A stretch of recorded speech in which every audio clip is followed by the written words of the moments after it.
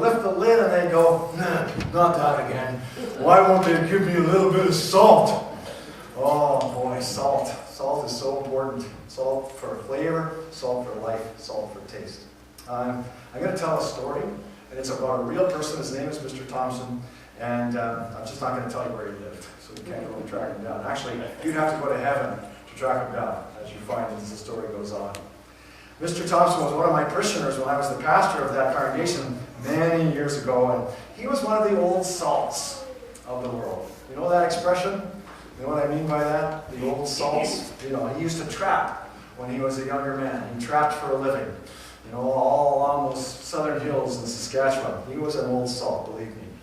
And it came to a point where he couldn't live on his own anymore. He'd been a bachelor all his life, and things weren't going well, so things kicked in, and he found himself living in the seniors' home. Well, he was having a very difficult time with the food. He cooked all his own food for most of his life, made all his own coffee, and you know, some of those old timers, when they made coffee, they just put the grounds in the coffee thing, and they kept putting more grounds in the coffee thing until it was full of grounds, and they had to dump the grounds out. And as the coffee thing got fuller and fuller, they added salt, so they could taste the coffee, and it tasted really good. And I was there one day for coffee, and he was putting the coffee in, and I'm watching this stuff, and then he went and got the salt shaker and poured it in. He said, "Is that enough salt for you?" And I went, "It's going to be just fine, I'm sure." You know? The food just did not taste good to him in the nursing home. It did not taste good. So I went over, got the call from the nurses. Clearly Mr. Thompson was not a happy resident. And we sat and he complained about the food, and then he went on to some other stuff. And he'd been diagnosed with bone cancer and didn't know how that was all going to go. And then he got his cribbage board, and we played some cribbage, and came time to have coffee and cookies, and we did that. And then I thought, what can I do to make life a little bit better for my old friend, Mr. Thompson? So I went up to the nurse's desk afterwards, and I said, "Can I have a minute of your time about Mr. Thompson?" And the busy duty nurse, she looked up, and her glare told me two truths that I should not forget. Number one, yes, you can have a minute of my busy time. And two, Mr. Thompson has been giving us trouble. Yes, it's about the food. She immediately got defensive, as rightly so, and was defending the doctor and defending the people that prepared the food and everything. I said, no, just a minute. I know. It's just that he needs a little salt so that he can taste it. And she started talking, well, he can't have salt because it's bad for his blood pressure and everything, blah, blah, blah, blah. I said, what's it going to do? Kill him? I'll get right on that, Pastor. And she did. She folded up the file, she went to the phone, she called the doctor, she got the orders changed, and when I came back next week, Mr. Thompson had a big smile on his face, and he was the happiest guy I'd ever seen in years ago. My goodness, what a little salt will do for a person's life, eh? When Jesus talked about his followers and says, "You are the salt of the earth," whatever he means by that, it's got to have something to do with life and with joy, like Mr. Thompson. Let's back up a little bit and find a little bit about what he might have meant. I'm not going to say that's what he means to you, because when the Word of God comes and speaks to us and says, "You are the salt of the world," it's going to have a personal ring to it. And I don't know what that's going to be for you personally. But as I talk about the text and about what Jesus was saying in that time, perhaps some more saltiness will come to you.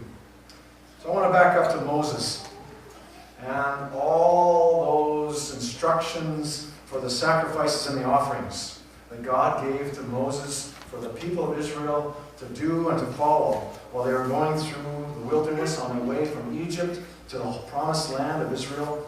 And then when they built the temple, when they were supposed to do all these offerings, what were they supposed to do? Well, God said over and over again to them that they should only burn offerings in his temple that have been salted. Interesting. We think about the lambs and the rams and the bulls and the wheat and the corn and all that stuff being offered at the temple. But you don't realize that salt was added to most of those things. You are the salt of of the earth, added into the offerings to God. What's the offering to God? You are the salt. God gave Moses a very special little recipe, formula, I guess would be a better word, for the little incense table that was at the entrance to this big tent that they used for their worship space in the desert. It was called the tent of meeting. And to come through the entrance of the tent of meeting, you had to come through a cloud of incense smoke. It burned there on that little side altar all the time. And God gave very clear instructions about what was supposed to be in the recipe of that stuff. And guess what? There was salt in that recipe. So there was salt being burned right by the door of the temple where they went to worship and to pray individually and together. And then there's this little note in the Bible, if you wanted to go and look it up there, I think it's in Deuteronomy someplace, and it says, and by the way, don't use this same recipe for perfume, and don't use it for personal hygiene. When you get home, check your shampoo and conditioner bottle. A lot of those ingredients that are listed on there are salts, different kinds of salts used to clean us and make us smell really good. And of course, there's the bath salts. Anybody use those lately to warm up on a cold winter's night or something like that? They fizz and pop and make our skin tingle. And when our feet get sore, what do we put in there? In a foot bath, Epsom salts. Oh, it feels so good to have that nice warm foot bath massage. And there's another use of salt too. Ammonium salts. Any athletes here ever had one of those snapped under their nose because they got concussed in a football game or a hockey game or anything like that? It took 3 one time to wake me up on the football field. And then I woke up to this phrase from my coach: if we have to use one more, we got to call the ambulance. I think I've been concussed ever since. Salt, life, joy, cleanliness, fragrance, smoke, color, all these things go with salt. But notice, Jesus does not say, salt is life.